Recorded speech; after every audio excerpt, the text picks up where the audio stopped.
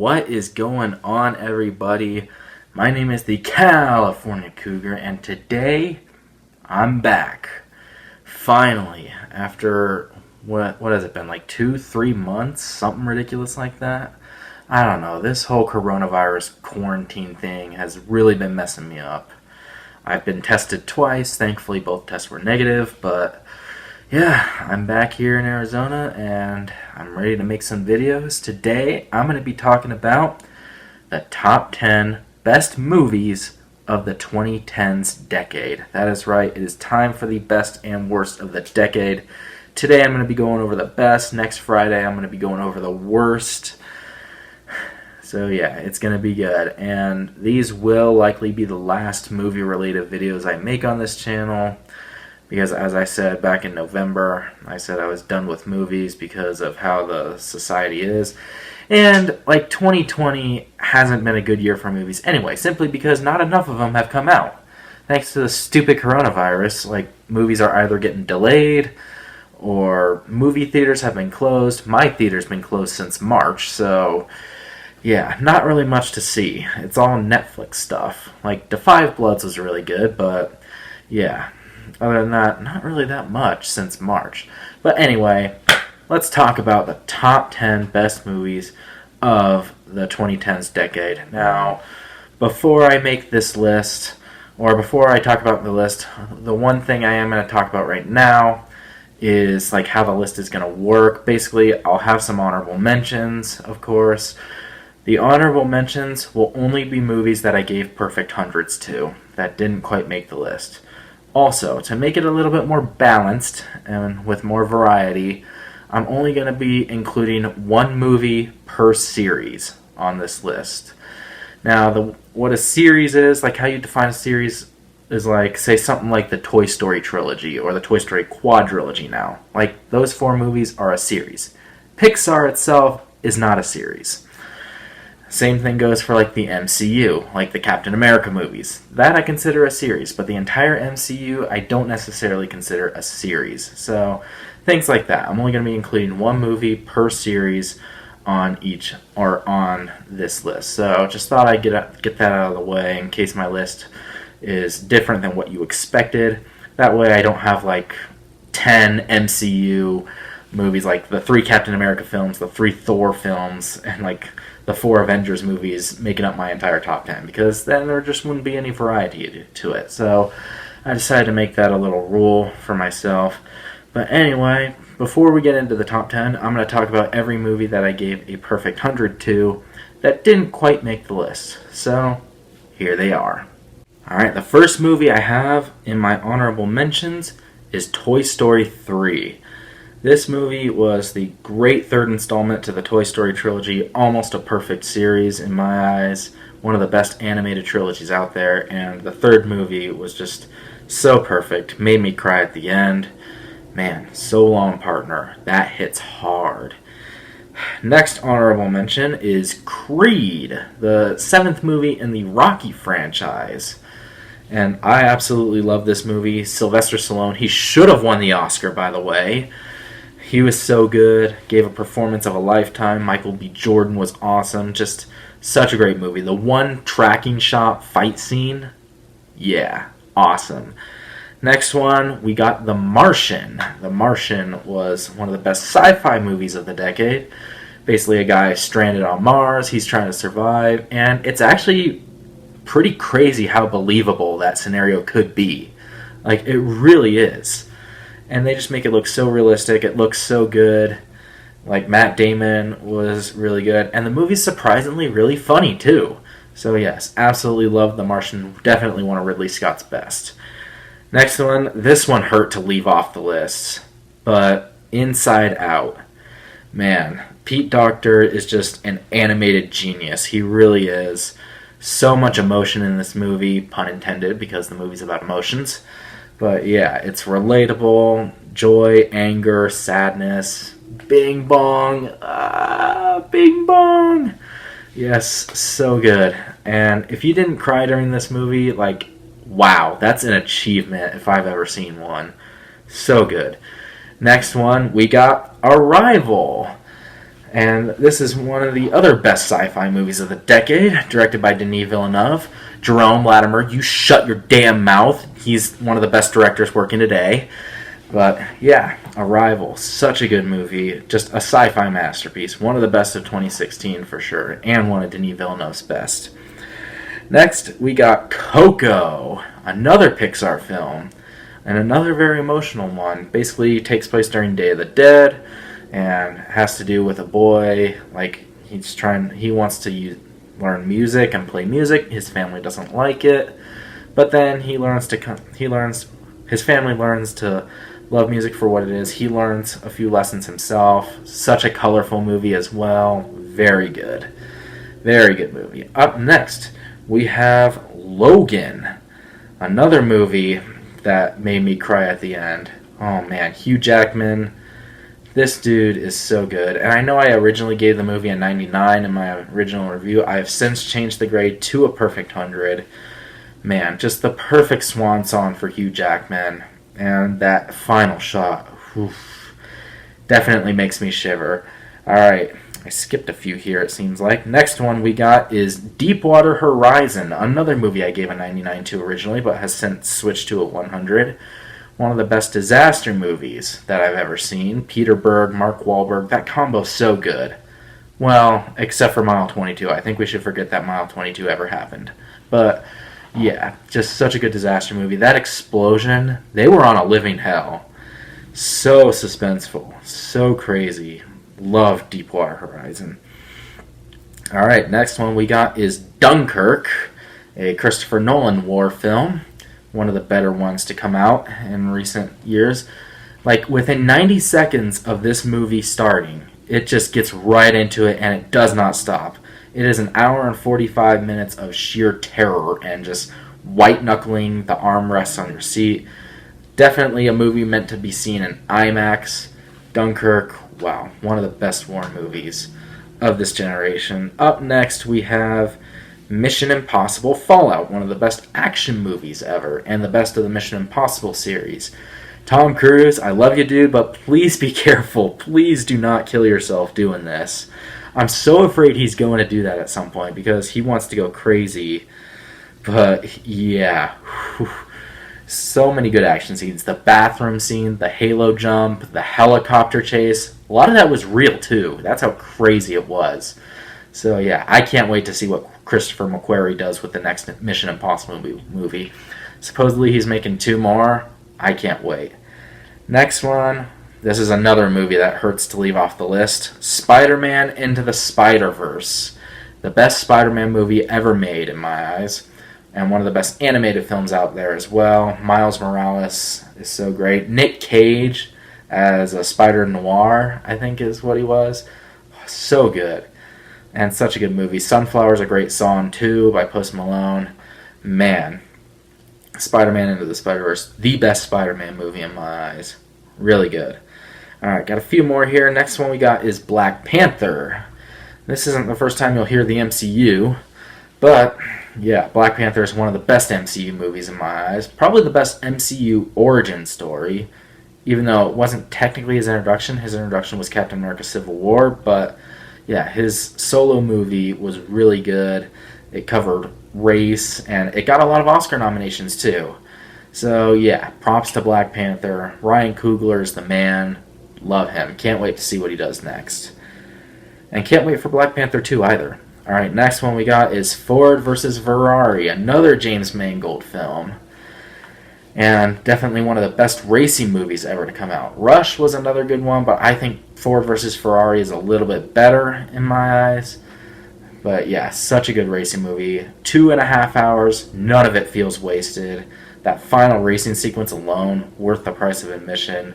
Matt Damon, Christian Bale, so good. James Mangold is so underrated. I wish he would get more attention. I really do. So yeah, Ford versus Ferrari. And then the last honorable mention I have here is 1917, the Sam Mendes war movie with the one tracking shot by Roger Deakins. Such a good war movie. Probably the best war movie to come out this decade. I think it's even better than Dunkirk, to be honest. Yeah, one shot. So incredible how it is shot like that. Roger Deakins is so good. Sam Mendes, he should have won Best Director over Bong Joon-ho, I think. But yeah, like I'm very happy with Roger Deakins winning, and just 1917 as a whole, very suspenseful, so good. And that is it for the honorable mentions. So now it's time to get right into the top 10. So starting off at number 10, we have a movie that came out in 2017. And first of all, I'd like to say this. Jerome Latimer, you can blow me. You can suck it. You can shut your damn keyboard off. You can close your stupid fat trap. Obviously, I'm just trolling, but I just want to get my point across because he thinks Denis Villeneuve is one of the most overrated directors ever, but I disagree. I think you guys know where I'm going with this. My number 10 best film of the decade is...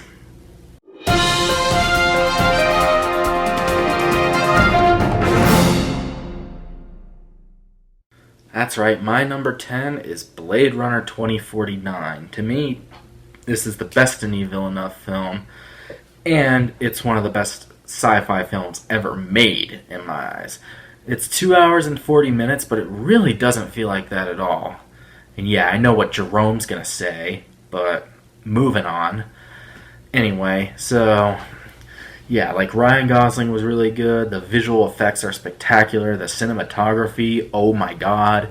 The musical score, how the hell did this not even get nominated for an Oscar? Is beyond me. I wish it made more money. I really do. Like, not a lot of people went and saw this movie. If you haven't seen Blade Runner 2049, definitely go out and see it. It's definitely worth your time. Trust me. Like, it's one of the best sci-fi films ever.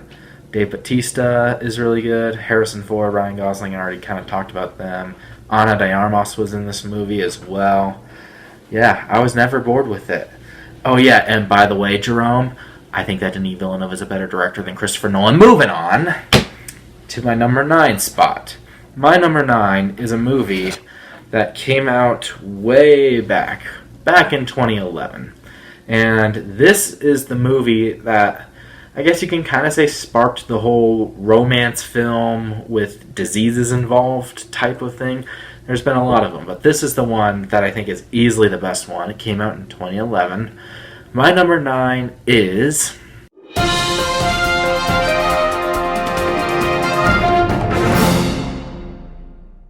yes, The Fault in Our Stars, 5 Feet Apart, Everything, Midnight Sun, all those other movies out there that like to go have a romance between one or two people with some sort of disease or infection. Yeah, take notes from 50-50, because 50-50 did it first, and it did it right, in the best possible way. Joseph Gordon-Levitt was so good here, Anna Kendrick was great, Seth Rogen was funny.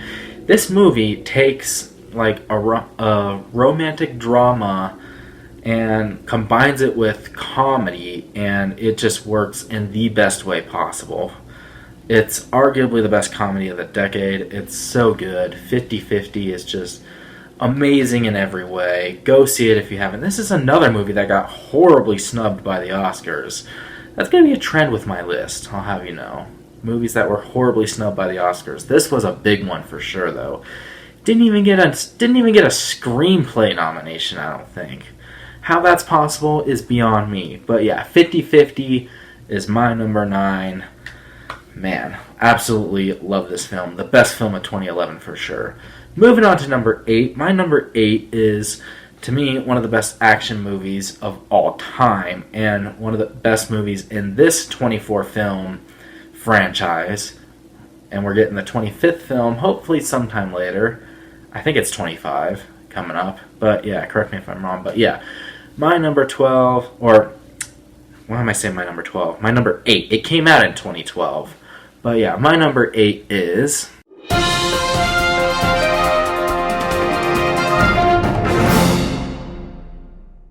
man, as someone who hates Adele as an artist, like I've never been a big fan of her music, who would have thought she would make the best James Bond theme ever in my eyes? Skyfall is just one of the best songs, and the movie itself is amazing. It's one of the best shot films ever. Roger Deakins did this one as well. and it was directed by Sam Mendes as well. It's the second best Bond film in my eyes, behind only Casino Royale, 2006. But yes, I absolutely loved Skyfall. The action is so good. Javier Bardem is one of the best villains in the series, in the James Bond film series.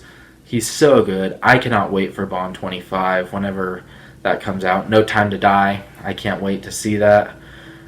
It's too bad it got delayed by COVID. Otherwise, I would have seen it already. But yeah, hopefully we'll see it soon. Skyfall, number 8.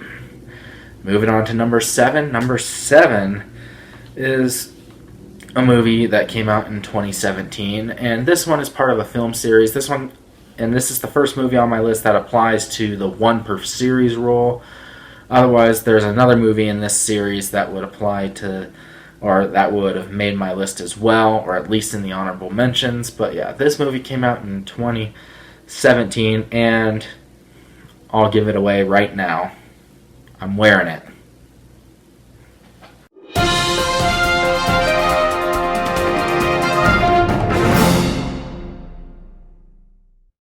The reason I chose Star Wars The Last Jedi over The Force Awakens is because I just like The Last Jedi slightly better. It has some of the best Star Wars moments, I think, in the history of the 9 movies, or any film out there. But yeah, like, I could have put The Force Awakens on here. I gave that movie a perfect 100. But yeah, I just like The Last Jedi a little bit better, I think. So yeah, that's why I decided to go with The Last Jedi. Just Finn, Rey is back, like Rey learning the ways of the Force from Luke Skywalker. Mark Hamill was so good. I wish he was nominated for an Oscar. And yeah, the visual effects, the way this movie starts, and the way this movie ends, and also the best scene in the movie for me. Enough said. But anyway, yeah, just everything about this movie is just amazing in my eyes. Even the Canto Bite stuff. I really like the Canto Bite stuff. Like, a lot of people didn't like that, but I really liked it. It's definitely one of the more divisive movies on this list, but I'm definitely on the critic side with it. Absolutely loved Star Wars The Last Jedi. It's too bad The Rise of Skywalker kind of ended it on a sour note. I wasn't as big on that movie, and I feel like it gets worse on every rewatch for me, but it's a good thing. I still have The Last Jedi and The Force Awakens to look at. So, there we go. Last Jedi, number 7. Alright, number 6. This is one of the first movies to come out in this decade. It was the original number 1 movie for me. And, hey, Jerome, you like Christopher Nolan, right? Well, here you go. My number 6.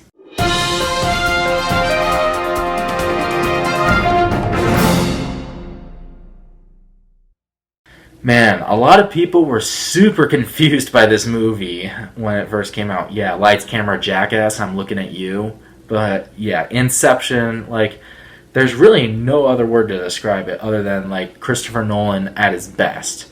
It's by far the best Christopher Nolan to come out this decade. I think it's the second best Christopher Nolan film ever.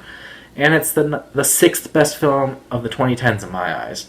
And I feel like I'm one of the few people that got what was going on the first time I saw this movie. Like, I can kind of understand why some people were confused by it at first, but I knew what was going on. I knew what was happening. The ending is so good. Leo, such an underrated performance in my eyes. I forgot who else was in this movie. I just watched this movie recently. But, yeah. Inception, it's so good. It's mesmerizing. The score is amazing. And I feel like only Christopher Nolan could have made this film work.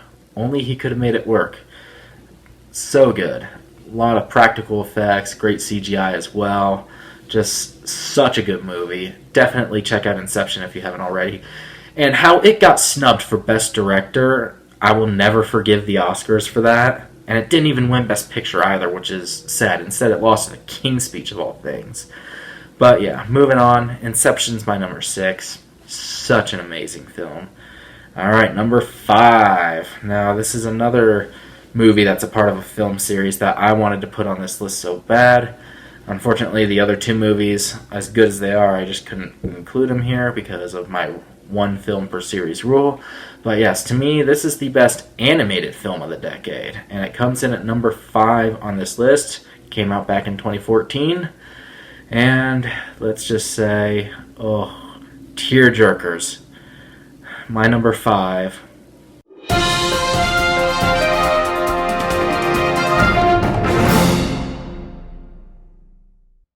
Let me just say that no other animated film had the same impact on me as How to Train Your Dragon 2.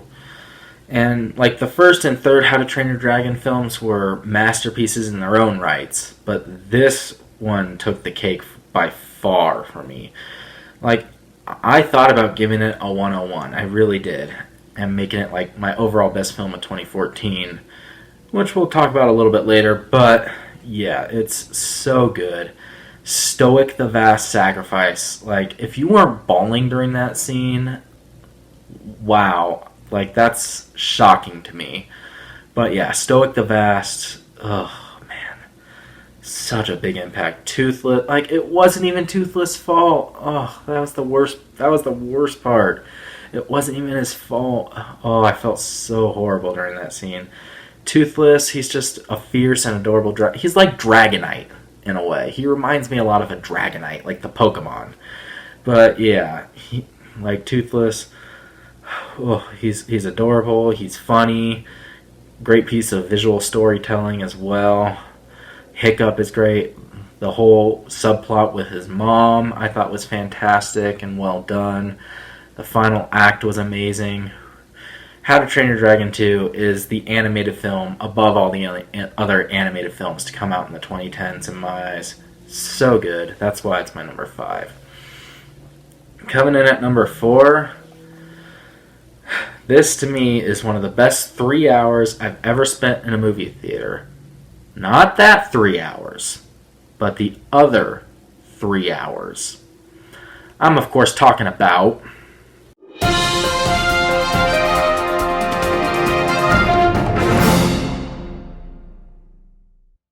Benihana? Benny freaking Hanna? Benny freaking Hanna! Wah! Oh, that scene makes me laugh every time.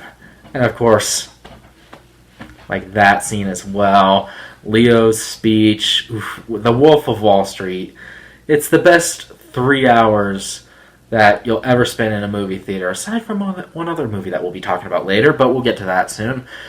It's so good. Like, it has a lot of F words. You might get easily offended by it, but if you're not a PC snowflake, you should have a lot of fun with this movie, as I did. It's so funny. Leo, I wish Leo had won the Oscar that year. I'm glad he was at least nominated. Margot Robbie, whew, man, she is fine as hell in that movie too. Matthew McConaughey played a great part in that movie. 2013 was like the year of Matthew McConaughey. It really was. Like with that, Mud, Dallas Buyers Club, but yeah, like Wolf of Wall Street, so funny. It's the best 3 hours that you could spend watching a comedy. It really is. That's why it's my number 4. And it's Martin Scorsese's best film. It's too bad he had to turn into like a freaking jackass has-been with his whole Marvel film thing. But yeah, I'm not really going to get into that too much. Wolf of Wall Street, number 4. Alright, number 3. This is another MCU film, besides Black Panther, which I mentioned earlier, but this is another MCU film. And this is the MCU film where Black Panther was introduced.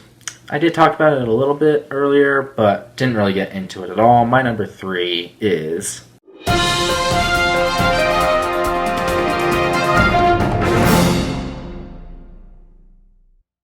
Captain America Civil War. I'm surprised this wasn't an Avengers movie with like just how everyone came together, like all the characters came together. Each one was given a purpose by the Russo brothers, and it made perfect sense. Everything in this movie made perfect, logical sense.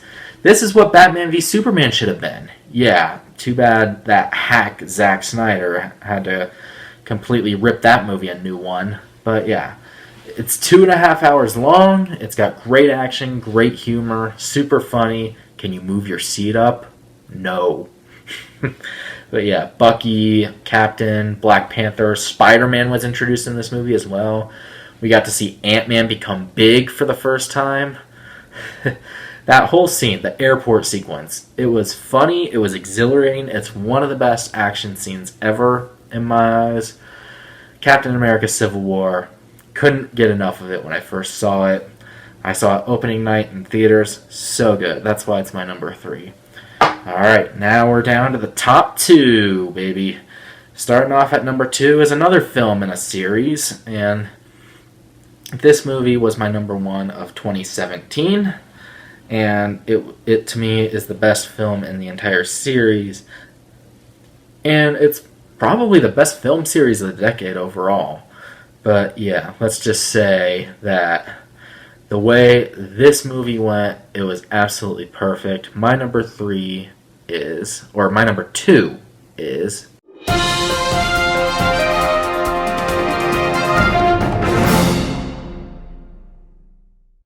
War for the Planet of the Apes. Apes! Together! Strong! Oh man, that line is so good. Caesar is a freaking, wow, I don't even know the best word to describe him. He's one of the best characters ever, in my eyes.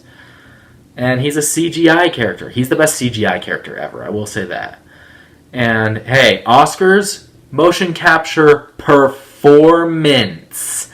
Yeah, it's in the name. And yet you're not going to nominate Andy Serkis for his Oscar? Okay then. Alright, but yeah. Andy Serkis, he made the Caesar character what it is. And Matt Reeves couldn't have better directed this movie. Michael Giacchino's score.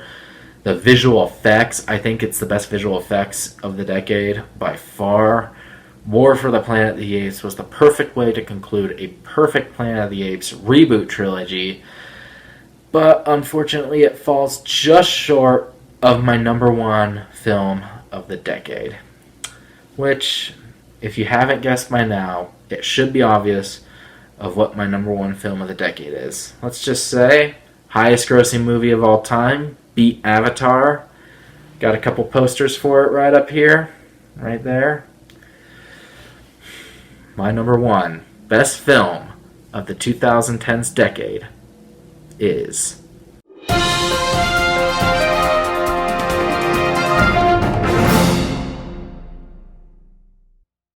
Avengers Assemble. I mean, how could it not be Avengers Endgame? Was it really going to be anything else? I mean, the culmination of 22 Marvel films, or actually it was 21 at the time, but still, 21 MCU films. 21. The Russo brothers pulled it off and turned it into 3 hours of just epic time travel, superhero action. Wow. There's really no words to describe how good Avengers Endgame is. And yeah, I'm never going to forgive the Academy for snubbing this movie for pretty much everything. It didn't even win Best Visual Effects. That was the only nomination it got. And yet, they decided to ignore it, even though it was the highest grossing movie of all time. And yet, they nominate Avatar for a bunch of awards. They nominate Titanic. Titanic won a lot of awards, too. And, yeah, you talk about not nominating blockbusters. Well, explain Return of the King then. Lord of the Rings Return of the King. Yeah, I'm never going to forgive the Oscars for that. Ever.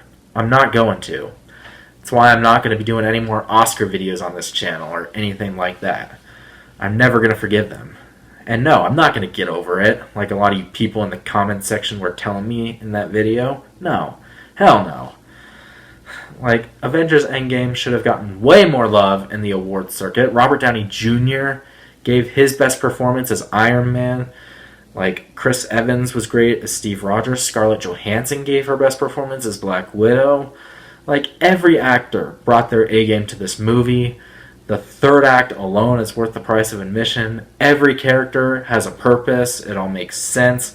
And how they brought back everybody after the Thanos snap in Infinity War, which, by the way, Infinity War, shout out to that movie, and the original Marvel's The Avengers as well. Those movies both got 101s, but of course, we all know that I can only put one movie per series on this list. So I chose Endgame because to me, it's the culmination of everything, and it's the one that I think best fits the list. So yeah, that's why I went with Avengers Endgame. To me, it's the best movie of the decade by far. Like, nothing really came close to it. I knew it was going to be great, and it just blew all my expectations out of the water. I think it kicks all over series like Planet of the Apes, Star Wars, and all the other How to Train Your Dragon, all the other great film series out there. Avengers Endgame is the top of the top of the top of the top. It is the level 100 legendary Pokemon of all, like, that rules over everything else. It's Arceus. That's what I meant to say. It is the Arceus of Marvel movies. It's so good. Avengers Endgame. If you haven't seen it, like, first of all, are you living under a damn rock? Because it's the highest grossing movie of all time. But yeah, if you haven't seen it, definitely check it out. I love you 3000 Avengers Endgame. I am Iron Man. Like, so good. I can't praise this movie enough. Avengers Endgame to me is the best film of the decade. And there it is, guys. That is my top 10 best movies of the 2010s decade. This was a very tough list to come up with. God, I can't talk right now. And again, like, I wish I could have put movies like The Avengers from 2012 or Avengers Infinity War, Rise and Dawn of the Planet of the Apes, Star Wars The Force Awakens, like How to Train Your Dragon and How to Train Your Dragon Hidden World. All those movies on the list, but of course I wanted some variety, so this is the list I decided to go with. What are your top 10 best movies of the 2010s? Leave down in the comments below what you think, and what do you think of my list? Do you love it? Do you agree with all these picks? Do you disagree with some of these? Leave your list down below, and make sure to hit that thumbs up video on this video if you enjoyed it, and next week, tune in for the top 10 worst movies of the 2010s. Oh boy, that one's going to be a doozy, I'll tell you that right now. But yeah, for now, hit that thumbs up and make sure to hit the subscribe button for more videos to come in the future. And until that next video, once again, my name is the California Cougar, and always remember, stay California cool. Peace!